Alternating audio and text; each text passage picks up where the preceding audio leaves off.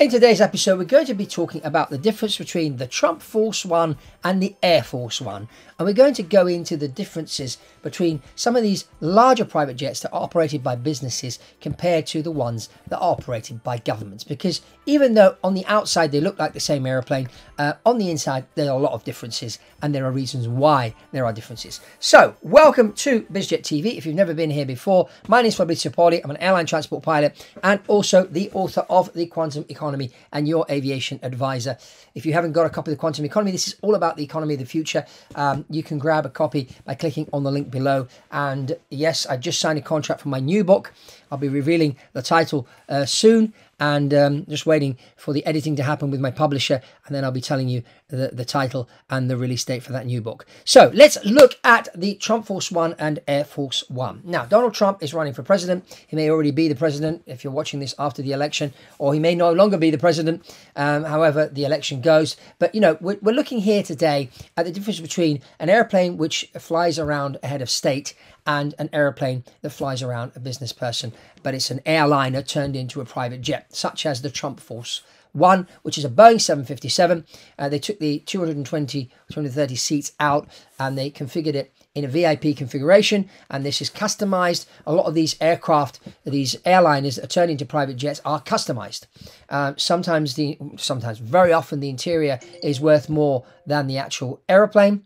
Than the rest of the aeroplane, bearing in mind that on an aeroplane, the most valuable part are usually the engines. But some people have gone really over the top with their interiors. If you look at some of the airplanes operated in the Middle East for some of the heads of state there, they've spent, you know, sometimes even $200 million just on the interior, sometimes even more, where they want to put gold-plated this, gold-plated that, or solid gold ashtrays and things like that. Now, on the Trump Force One, obviously Donald Trump had this airplane configured and built way before he decided to become a politician. So it basically caters for his needs. We know he has a golf course resort over in Scotland, so he was flying over the Atlantic quite a bit. So he wanted a bedroom, shower, so it's kitted all with that. It's got a nice cabin for guests, so it can transport even 30, 40 people on it. But, you know, it doesn't really have the necessity to travel with that many people on board. It's basically a flying apartment for him. And that's what the Trump Force One looks like. He spent about $80 million between acquiring the aircraft and having the interior done.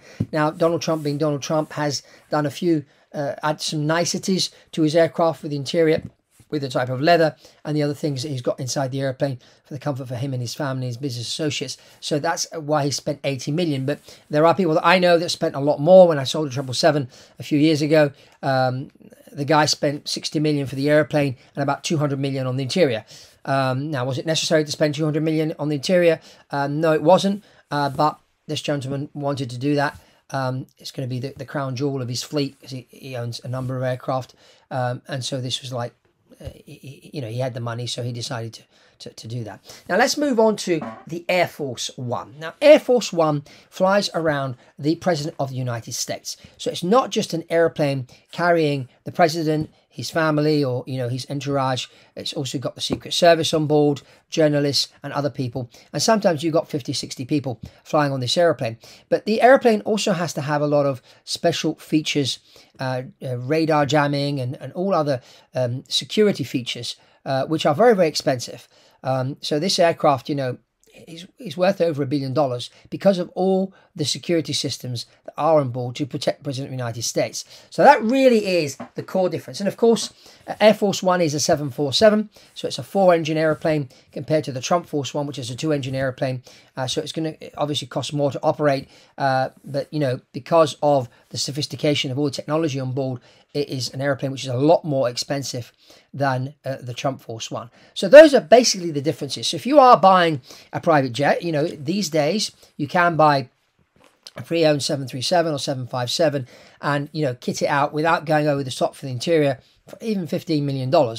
And if you're interested in doing something like that, reach out to me and we can get on a call, and my team and I can tell you how we can assist you in a project like that. Now, these airplanes are cheaper to operate than the private jets. I mean, all in, if you're operating a 737 privately, it's going to be cheaper than operating a Gulfstream G550, simply because they build so many of these airplanes. The spare parts are cheaper, the pilot training is cheaper compared to a Gulfstream. If you're buying a fuel pump on a Gulfstream G550, because they only built like 500-600 of these aircraft, there are only so many. While there are thousands of Boeing 737s, there's thousands of places around the world where you can get these things repaired as well. Thousands of places, well, not thousands, but quite a few places where you can get the pilots trained.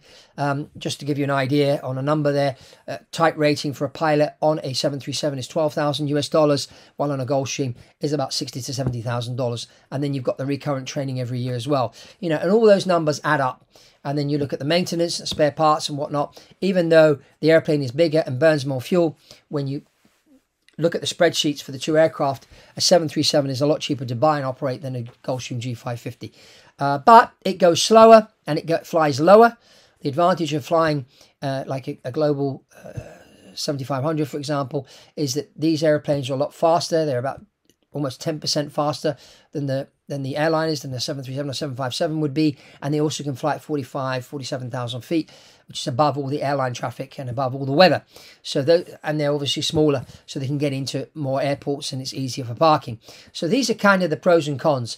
But you know, if you're not going into the small outback airports and you want a bit more space and you don't want to spend too much money, then certainly going down the route of creating your own kind of Trump Force One may be the way to go. So that's all from me on this episode of Bizjet TV. I encourage you to go and have a look at this other video we did about how to choose your first private jet. This is an important decision that you shouldn't be making alone and shouldn't just be Googling away.